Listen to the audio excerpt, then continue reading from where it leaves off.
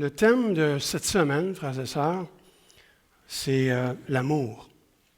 Et nous allons débuter avec une description que je qualifierais de contemporaine de l'amour véritable envers son prochain. Donc l'amour, et ça commence aussi, l'amour envers notre prochain, c'est plus qu'un simple sentiment de bienveillance, c'est un engagement à agir avec bonté, compassion, respect.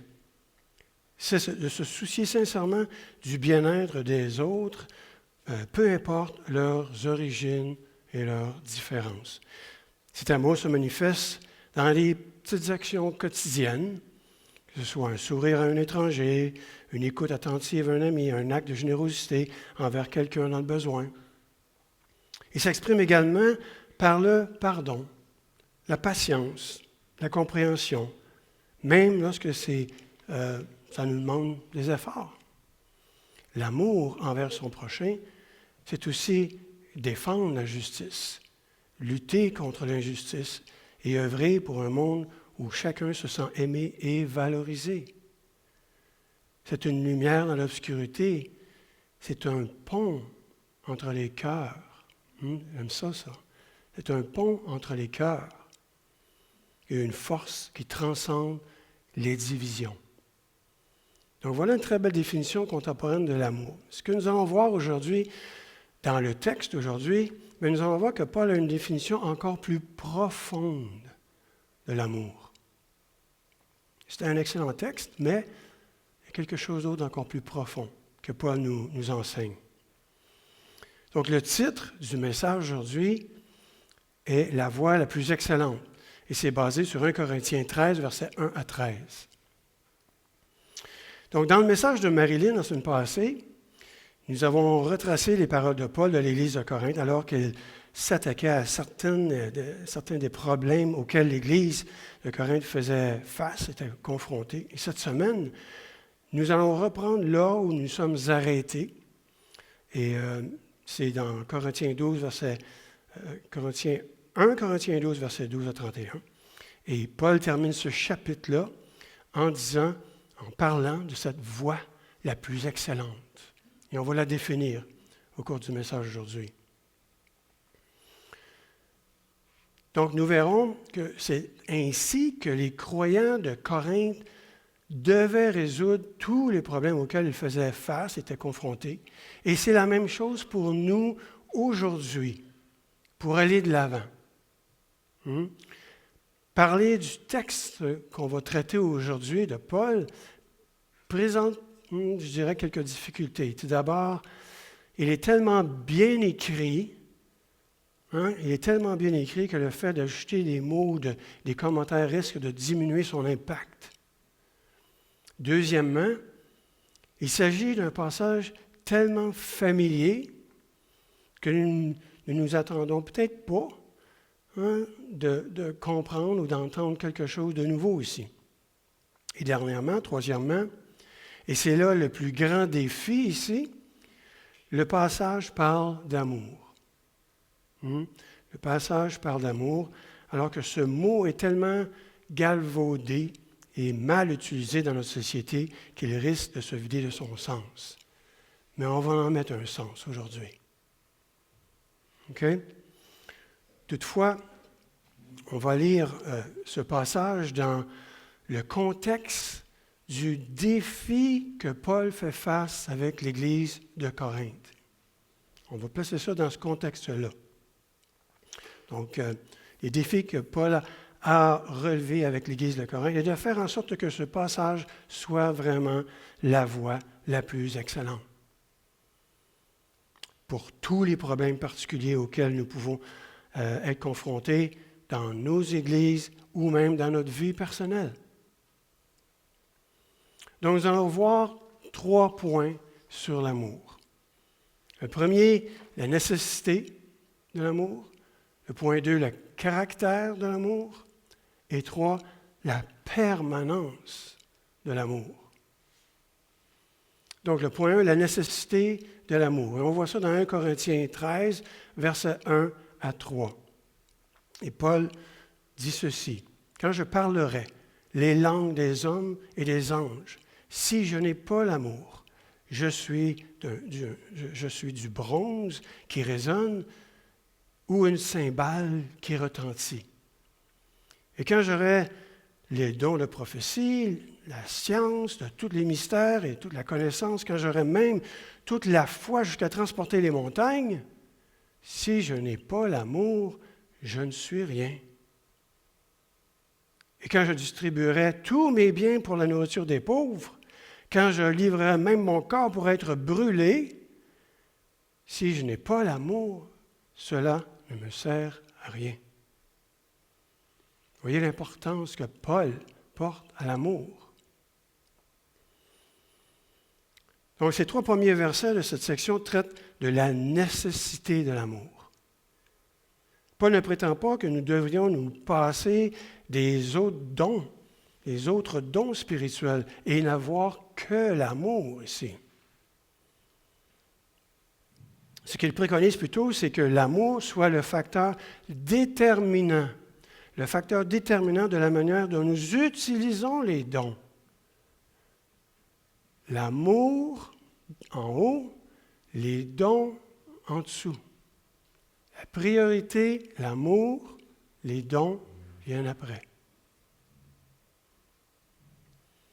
Pour Paul, avoir de l'amour, c'est parler et agir avec les autres de la même manière que Dieu a parlé et agi envers nous en Christ. On a vu ce que Christ a fait, on a vu l'amour que Christ a révélé et Dieu a parlé à travers Christ. Nous ne pouvons donc pas considérer l'amour comme un sentiment général ou idéal pour que nous possédions en dehors de la révélation de ce que Christ nous a donné.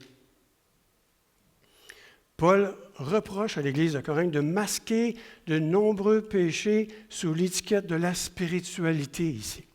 L'Église de Corinthe avait beaucoup de problèmes à ce moment-là.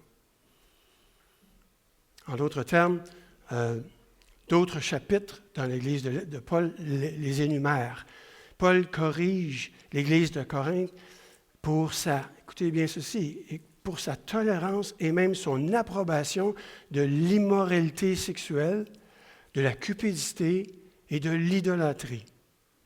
Ils ont agi de la sorte tout en utilisant certains dons, comme le parler en langue, pour prétendre à une certaine spiritualité. Leurs actions indiquent clairement qu'ils revendiquaient une spiritualité qui était basée sur certains vêtements religieux. Ah, je suis spirituel parce que je porte un certain vêtement. Ou qui, tout en approuvant, même en agissant selon une certaine éthique qui laissait à désirer, même qui abaissait certaines personnes, et qui est dépourvu de l'amour que nous voyons manifesté en Jésus-Christ. L'amour dont parle Paul ici est défini par quoi? Est défini par l'acte concret de Jésus qui est venu mourir pour nous, pour le péché du monde. Ça, c'est l'amour véritable. Quand quelqu'un dit « Je suis prêt à mourir pour toi », bien, on peut conclure que cette personne nous aime, et c'est ce que Christ a fait pour nous. Et cet amour ne cautionne certainement pas les divers péchés que notre société amène et fait la promotion aujourd'hui. Remarquez le thème de langage utilisé dans les comparaisons de Paul pour illustrer la nécessité de l'amour. Il commence par le parler en langue, parce que ici, le parler en langue était vraiment une prétention que c'était important pour les Corinthiens. Ils prétendaient à la spiritualité parce qu'ils parlaient en langue. Mais Paul inclut aussi des choses comme la prophétie, la connaissance, la foi, les actes de charité et le dévouement. Paul ne dit certainement pas que ces choses sont mauvaises ici et dénuées de sens. Elles reflètent plutôt un langage religieux et spirituel, mais ce n'est pas l'amour. Encore une fois, l'amour d'abord, les dons après. L'Église de Corinthe semblait plus intéressée par son apparence spirituelle que par l'amour réel de son prochain. Paul utilisait ces comparaisons avec insistance pour montrer qu'elles ne servaient à rien sans l'amour. Et il ne suffit pas de dire ou de faire seulement des bonnes choses. Ah, je fais des bonnes choses, donc je suis un excellent chrétien. Non, tu peux faire des choses sans l'amour.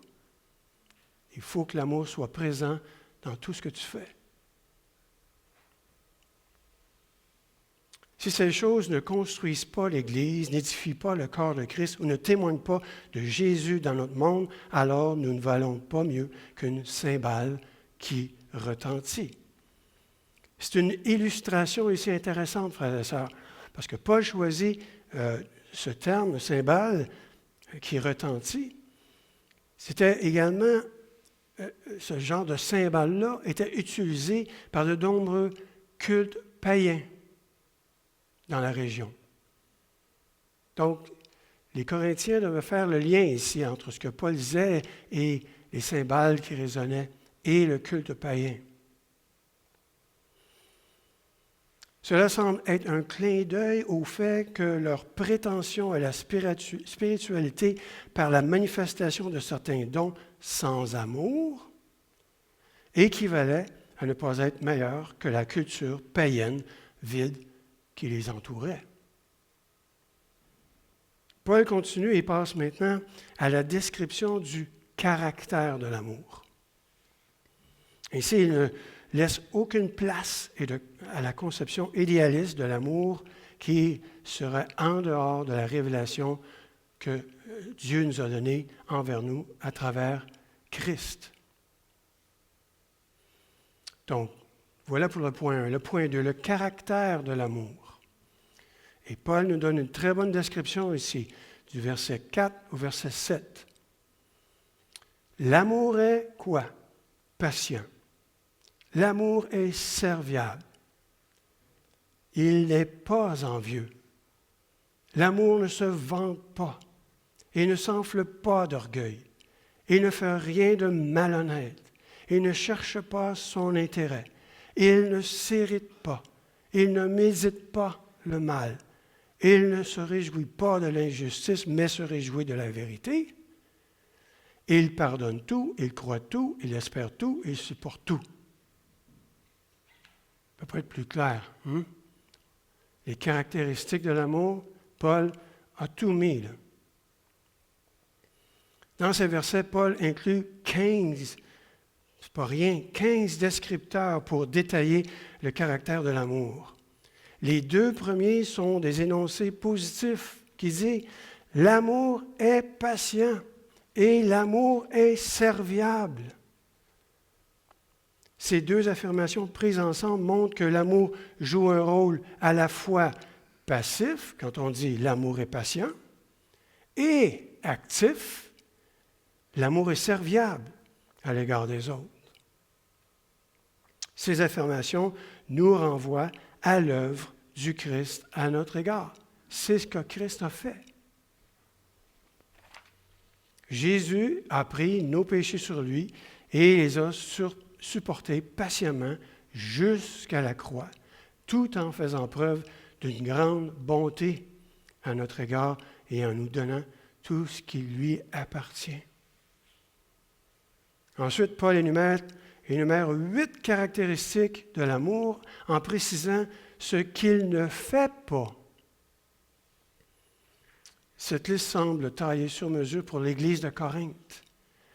Chaque affirmation s'additionne et Paul dit en substance que l'amour n'est pas ce que les Corinthiens faisaient. Ouch! Ça doit faire mal entendre ça. Paul était clair aux Corinthiens. Vous devez changer. Vous devez refléter l'amour de Christ. Et les deux descriptions suivantes. L'amour ne se réjouit pas de l'injustice, mais il se réjouit de la vérité. Ils doivent Ces deux expressions-là doivent être considérées comme les deux faces d'une même pièce. Donc, si vous ne vous réjouissez pas de l'injustice, bien, vous vous réjouissez de la vérité. Donc, c'est la même chose. Ici encore, nous voyons une description de ce que Jésus est pour nous et de ce que Dieu est dans son cœur et son caractère. Dieu est un Dieu de vérité et pour cette raison, il ne peut pas faire le mal et il n'affirmera pas le mal. Si nous vivons vraiment l'amour du Père qui nous est transmis par l'Esprit, nous célébrerons et nous défendrons tout ce qui est bon, tout en évitant d'entretenir et de soutenir ce qui n'est pas conforme à la vérité. Et Paul conclut ici sa liste en ajoutant quatre caractéristiques supplémentaires que l'amour fait toujours. Il pardonne tout, il croit tout, il espère tout, il supporte tout. Il s'agit là de la foi et l'espérance qui sont les deux autres grandes vertus chrétiennes. Les multiples descriptions de l'amour de Paul nous fournissent une liste de contrôles et de contrepoids pour nos conceptions de l'amour ici. Nous devons les tenir tous ensemble et pas individuels, c'est un tout, frères et sœurs. Sinon, nous risquons de considérer l'amour comme une simple gentillesse envers tout le monde, sans résister au mal, ni demander des comptes à ceux qui n'aident pas les autres. Hein? Tu n'aides pas les autres, qu'est-ce que tu fais là? Non, il faut l'aider. En d'autres termes, l'amour n'est pas un simple sentiment de bien-être. Okay? Ce n'est pas juste ça, l'amour. Nous ne devons pas traiter les autres de manière contraire à la façon dont Dieu nous a traités en Jésus-Christ. La liste de Paul nous donne également l'occasion de voir une révélation de qui Dieu s'est révélé être en Jésus. Christ nous a révélé le Père. Le Père est amour. Nous pourrions revenir en arrière et substituer le nom de Jésus là où il est question d'amour. Et cela donnerait une image plus précise de ce qu'est Dieu dans son cœur, dans son caractère. C'est peut-être un exercice à faire soi-même, frères et sœurs. Cependant, Paul veut que cette liste soit un point de référence pour l'Église de Corinthe. Nous pourrions donc aussi revenir en arrière et remplacer le mot amour par notre propre nom pour voir où nous en sommes rendus avec l'amour. Si nous faisons l'exercice, on va faire l'exercice, OK? En remplaçant le mot amour par le pronom je. Et ça donne ceci. Je suis patient, je suis serviable, je ne suis pas envieux, je ne me vante pas, je ne m'enfle pas d'orgueil, je ne fais rien de malhonnête, je ne cherche pas mon intérêt, je ne mérite pas, je ne médite pas le mal, je ne me réjouis pas de l'injustice, mais je me réjouis de la vérité. Je pardonne tout, je crois tout, j'espère tout, je supporte tout. Ça fait drôle d'entendre ça, hein? Alors, je vous recommande, frères et sœurs, à la maison, faites l'exercice, mettez votre nom. Et vous allez voir, ça nous fait réfléchir. Donc, voilà pour le point 2. Le point 3, la permanence de l'amour. Pour conclure, Paul conclut en proclamant la permanence de l'amour au verset 8 à 13. Il dit ceci. L'amour ne succombe jamais. Boum! L'amour ne succombe jamais. Que ce soit les prophéties, elles seront abolies. Les langues, elles cesseront. La connaissance, elle sera abolie. Car c'est partiellement que nous connaissons. C'est partiellement que nous prophétisons. Mais quand ce qui est parfait sera venu, ce qui est partiel sera aboli. Mais l'amour ne succombe jamais. Lorsque j'étais enfant, je parlais comme un enfant. Je pensais comme un enfant, je raisonnais comme un enfant. Lorsque je suis devenu homme, j'ai aboli ce qui était de l'enfant. Aujourd'hui, nous voyons au moyen d'un miroir d'une manière confuse, mais alors je verrai et nous verrons face à face. Aujourd'hui, je connais partiellement, mais alors je connaîtrai comme j'ai été connu. Maintenant donc, ces trois choses demeurent, la foi, l'espérance, l'amour, mais la plus grande, c'est l'amour. Cette section commence par « L'amour ne succombe jamais ». C'est une affirmation de permanence. C'est une affirmation de permanence que l'Église de Corinthe doit mesurer par rapport à la nature temporaire des dons spirituels qui, selon Paul, finissent par passer et disparaître.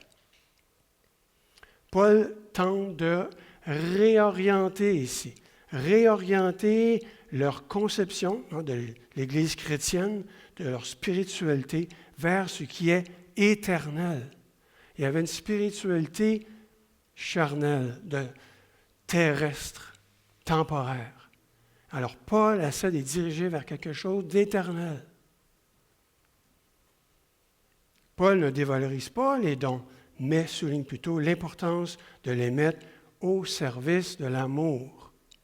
L'amour d'abord, les dons après. Si les Corinthiens n'utilisent pas leurs dons pour construire l'Église, pour édifier et honorer leurs frères et sœurs, et Paul lui-même, mais ils les utilisent pour leur propre gain, alors ils agissent essentiellement comme des petits-enfants qui n'ont pas grandi, ou comme des personnes qui ont confondu un reflet dans un miroir avec une personne réelle. Paul conclut en plaçant l'amour aux côtés de la foi et de l'espérance.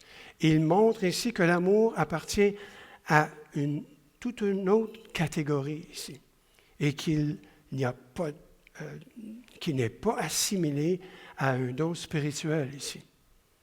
La foi, l'espérance et l'amour se poursuivent encore aujourd'hui. Il ne faut pas se dire « Ah, ça se passait comme ça là-bas dans le temps. Hein? » Non, non, ça c'est encore bien présent aujourd'hui et encore plus aujourd'hui. Dans tout ce que nous faisons et nous disons dans l'Église, nous devons le mettre en pratique. Cependant, un jour, notre foi deviendra visible et notre espérance s'accomplira lorsque Jésus reviendra avec son royaume. Et ce royaume sera un royaume d'amour. Ça sera un royaume d'amour. Ainsi, Paul pousse la permanence de l'amour jusqu'au bout.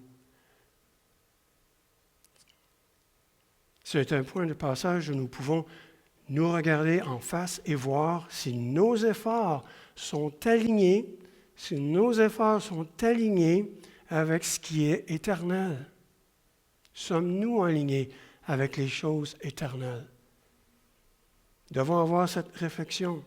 Ou si nous cherchons simplement à atteindre un statut temporaire dans le présent. Ceux qui appartiennent à l'Église sont appelés à être des témoins et les citoyens d'un autre royaume, le royaume de Dieu, qui ne disparaîtra jamais. On doit être des témoins d'un royaume qui ne disparaîtra jamais. Ce monde et tout ce qu'il prétend offrir n'est rien en comparaison de l'endroit où le roi Jésus nous amène. Jésus est réel et l'amour du Père révélé en lui ne manquera jamais. Amen.